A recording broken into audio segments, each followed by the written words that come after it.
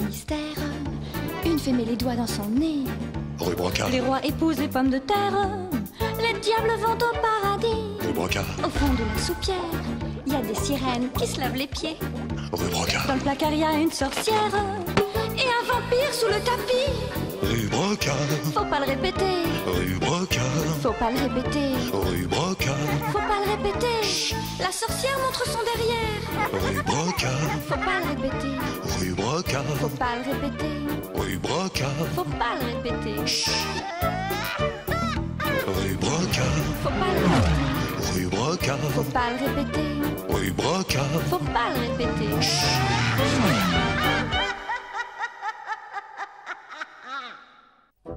Et 2 qui font 35. Ah, désolé, j'ai plus de monnaie, monsieur Pierre. Ça ne fait rien, vous me paierez la semaine prochaine. La semaine prochaine. Vous ne prenez pas de vacances, Papa Saïd?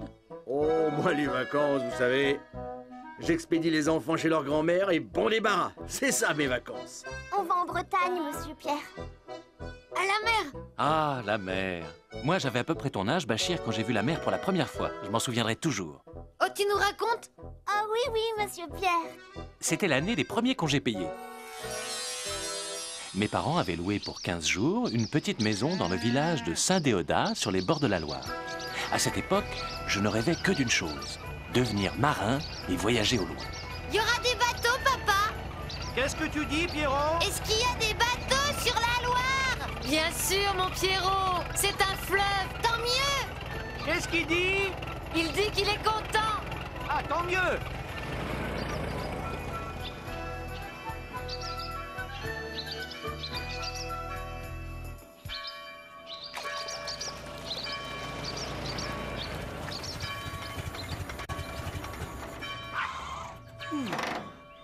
Pas mécontent d'être arrivé.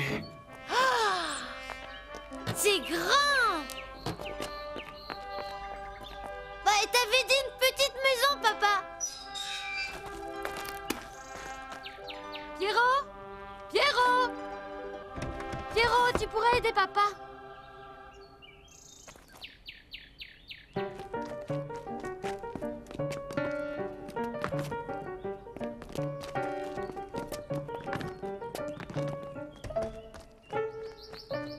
Où vas-tu, Pierrot? Je vais voir les bateaux, maman. Ne te noie pas, chérie. Bah, où sont les bateaux? Il y a presque pas d'eau. Mais qui a fait ça? C'est la folie des hommes qui a fait ça. Viens, je vais te montrer quelque chose, Moussaillon.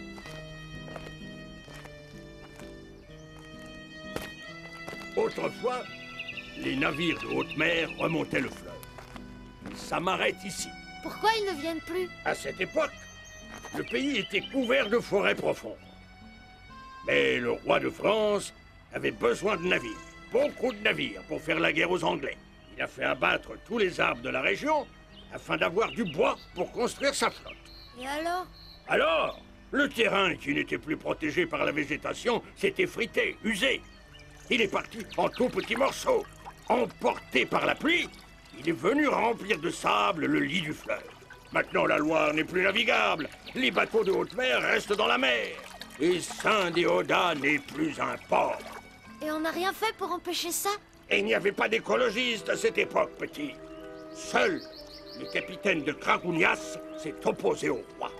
Le capitaine de Cracounias, qu'est-ce qu'il a fait? Il s'est mutiné avec son équipage. Mais le roi l'a fait pendre. Pourtant, avant de mourir, Cracounias a juré de venger un jour ce pays. Pierrot! Pierrot, à table! Elle est où, la mer? Par là, matelot, à 107 000. 107 000 quoi? 207 000 tout court. Tu ne connais pas les 1000 marins, matelot? Ça fait 200 kilomètres. C'est loin. Pierrot! Rentre à bord, Moussaillon. Tes parents vont s'inquiéter. Adieu.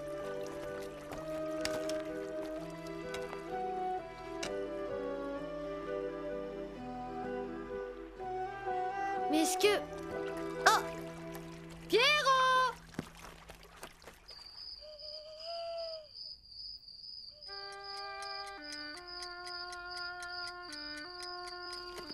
Ah!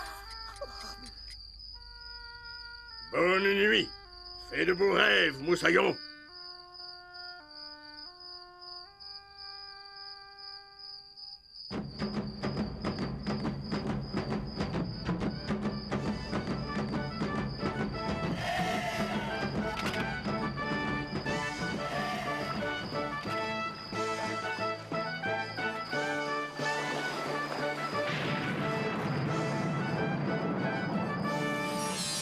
C'était un rêve, monsieur Pierre? Oui, un merveilleux rêve. Le village de Saint-Déodat s'était transporté tout seul au bord de la mer. Sais-tu, Moussaillon, que certains rêves peuvent devenir réalité? Vous croyez, monsieur? Appelle-moi capitaine. Seulement, il faut être plusieurs. Moi, ça fait des siècles que j'essaie de transporter le village au bord de la mer. Mais seul, je n'y arrive pas. Des siècles? Les gens de Saint-Déodat sont des paysans et ils n'aiment pas la mer. J'étais seul jusqu'ici à faire ce rêve. Mais maintenant que tu es là, Moussaillon... Vous voulez dire que maintenant que je suis là, c'est possible, monsieur, capitaine? Unis, nous ferons des merveilles.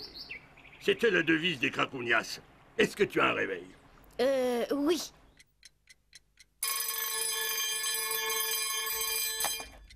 Minuit, c'est l'heure.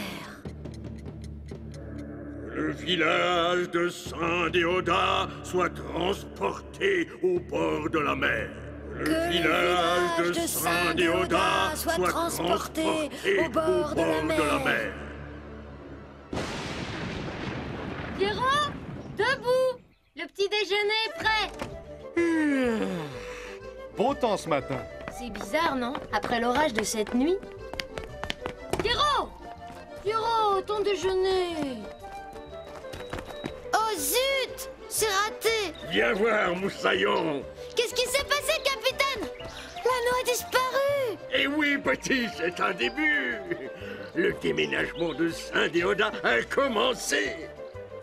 Et ça ne faisait que commencer. Le soir même, le capitaine et moi nous unissions nos volontés pour poursuivre le déménagement du village. Que Le village de Saint-Déodat soit transporté au bord de la mer. Que le village de Saint-Déodat soit transporté au bord de la mer.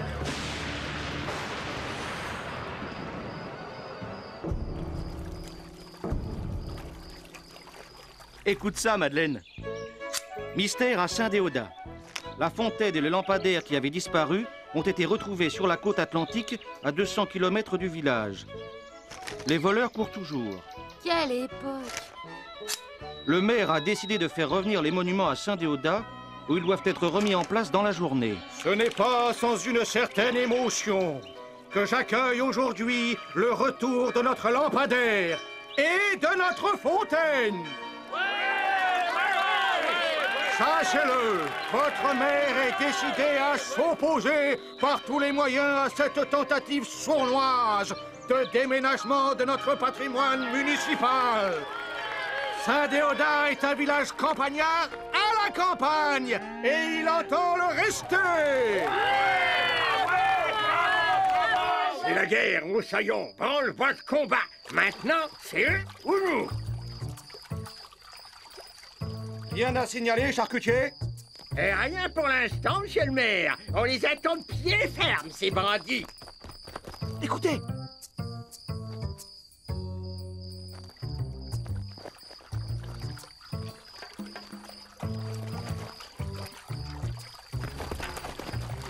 On se fait bien, canard!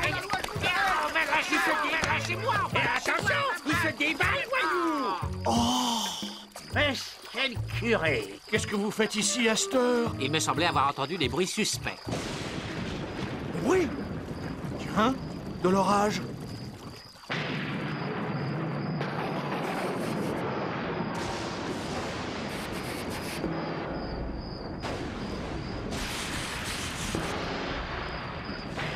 Enfin! Grand Dieu!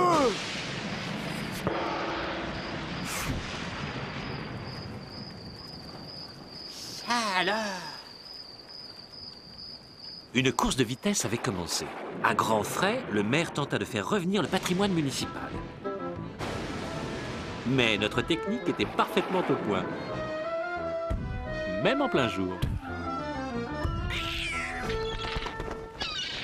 On ne va quand même pas se laisser déménager à la mer sans réagir. Ah oui, faut organiser le retour de nos maisons. Nous avons affaire à des forces qui nous dépassent. Misère, si c'était le diable. Mais pourquoi lutter? Laissons-nous faire, vous n'aimez pas la mer?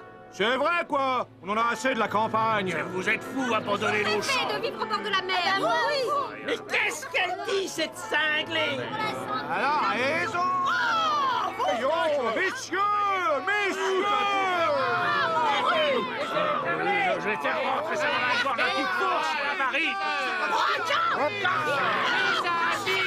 Je vous en prie, évitons les mots qui fâchent. La place de notre village est ici, groupée autour de son église, pivot de notre communauté et point d'ancrage de notre... Monsieur le curé! Monsieur le curé! Que se passe-t-il, mon enfant? L'église, monsieur le curé! Marie-Joseph et Saint-Théodore. Du calme, mes chers concitoyens, du calme. En ces heures difficiles, il est plus que jamais nécessaire de rester unis autour de votre mère, de votre mairie, ultime garant de la stabilité de...